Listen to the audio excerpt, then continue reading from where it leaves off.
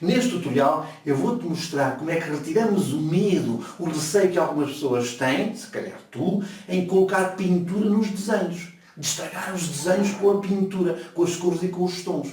Por isso, se não queres ter medo, se te queres divertir a fazer as pinturas, tens que ver este tutorial até ao fim. Vamos a isso.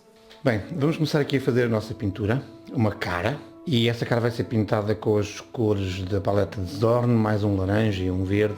O nosso esboço é feito com um giz, pastel seco. Podia ser feito diretamente com tinta, com essência terbentina, depois no próximo tutorial vou fazer isso, para vocês verem as alternativas.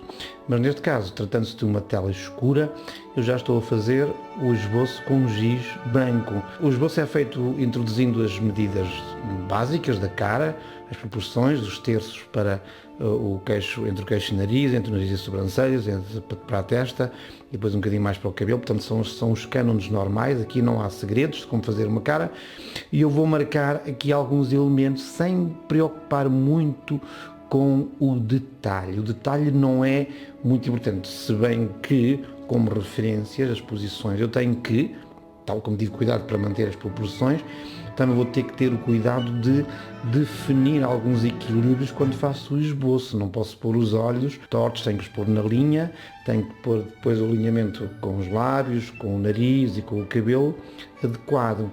E também a posição e o volume da cabeça, tendo em consideração a orelha, e depois o enquadramento. Neste caso, a figura vai estar a olhar para trás. Vamos ter aqui o ombro a tapar um bocadinho do queixo para dar uma posição um bocadinho interessante, um pouco interessante. E depois já vão ver como é que fica o nosso desenho. Eu estou a seguir aqui um modelo do Pinterest, mas isto pode ser feito com qualquer outro tipo de modelo ou da vossa imaginação.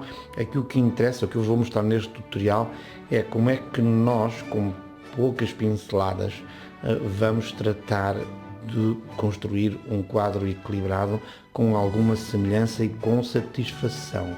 Se tu, quando pintas, não te divertes, não vale a pena pintar. Outra das questões que eu mostro neste exercício é como é que nós conseguimos avançar sem ter medo de estragar o nosso esboço com a pintura.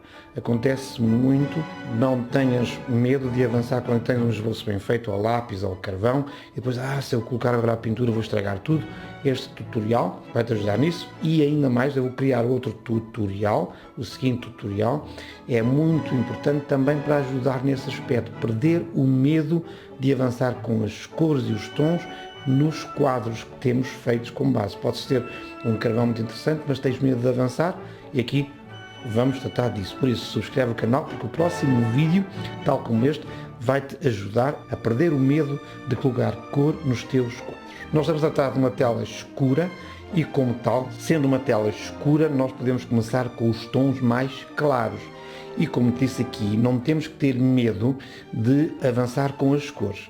O que eu vou é simplificar nesta fase. Vou colocar tons mais claros e estou a aplicar pinceladas. Eu estou a ver no modelo, estou a olhar para o modelo e estou a ver o sítio onde a pincelada vai ser colocada. O que eu não estou a ver é, o que eu não quero fazer aqui, que eu não preciso, é definir a forma exata, ter agora um rigor, estar preocupado em acertar. Não, eu tenho que ver o sítio onde está colocada a minha pincelada. E a partir daí eu coloco-a livremente, sem me preocupar muito que esteja ou não na forma correta. Depois de aplicarmos a nossa cor luz, possível, porque estou a trabalhar numa tela escura, eu posso partir para os tons escuros. E como veem, mesmo esse tom escuro aqui nesta tela representa incorporar luz. Estou mesmo a incorporar luz face ao fundo. Eu depois nem vou mexer no fundo, porque o fundo já me vai dar o tom que eu quero. Eu não preciso de corrigir o fundo. Se eu estivesse a pintar numa tela branca, eu teria que incorporar sombras e provavelmente um fundo branco teria que ser corrigido. Esta é uma das vantagens de nós trabalharmos com o fundo escuro. Portanto, estou a colocar o tom escuro nas zonas de sombra, que eu estou a olhar para o modelo, mas também podia criá-las de cor, e estou a avançar nessa perspectiva. Portanto, depois de colocar, como vos disse, de forma muito básica, só a indicação dos sítios, não é? Do tom de mais luminoso e o mais de sombra, eu coloco um tom intermédio. E esse tom intermédio eu não estou muito preocupado com a cor. Como vem, a cor não tem nada a ver uma coisa com a outra. E essa cor é a única coisa que eu estou preocupado, é que seja um tom intermédio para me dar a definição dos volumes correta. É isso que eu quero neste momento. Porque a cor não estraga a nossa pintura. O que estraga a nossa pintura é a diferente forma de encararmos os volumes. E eu, se não tivesse a preocupação com a cor, tenho mais facilidade em colocar os volumes certos. Portanto, não estou nada preocupado com a cor. Agora, como eu já tenho as 3 zonas de luz escura, portanto sombra e meio tom, como tivesse um cubo em 3 tons, eu não preciso de mais, posso então começar a enriquecer com subtons e variações tonais o resto da minha cara. Agora, esta primeira fase de colocação de 3 tons muito pinceladas, sem ter grande preocupação, vai-me dar os volumes corretos. E não estraguei nada porque não saí das áreas, não estou muito preocupado.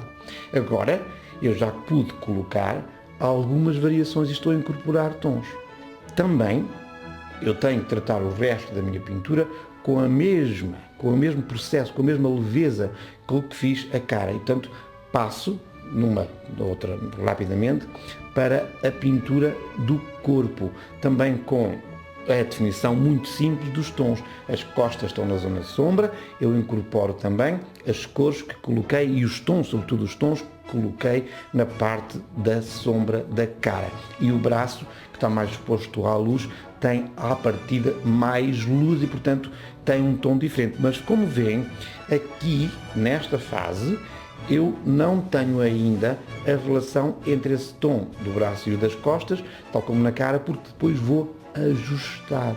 Vou ajustar quando fizer depois a incorporação dos subtons, ok? Ponto. Partimos agora para alguma definição. Eu tenho já a minha figura coberta com 3 tons, 4 que já pus, e começo a definir as características, os elementos, para ver como é que esses elementos que estou agora a incorporar, por exemplo, os olhos, a parte branca dos olhos e o cabelo, para ver como é que esses elementos se comportam relativamente aos tons face ao resto da pintura que já está na tela. Eu não estou preocupado com as misturas na paleta, estou preocupado com aquilo que vejo na tela, e com essa informação que eu tenho na tela eu estou a construir a minha figura. Ponho as sobrancelhas, ponho o cabelo, alguns toques de luz no cabelo e depois aprofundo as sombras.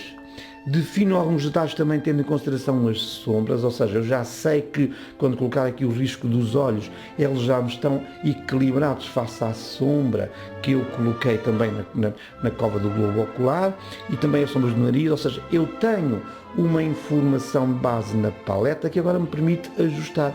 E mesmo estes tons da testa que estava muito claro, eu consigo ajustá-los, e agora consigo equilibrá-los. Vocês vão ver no próximo vídeo que eu fizer, eu vou avançar mais nesta fase, ou seja, vou avançar mais no detalhe.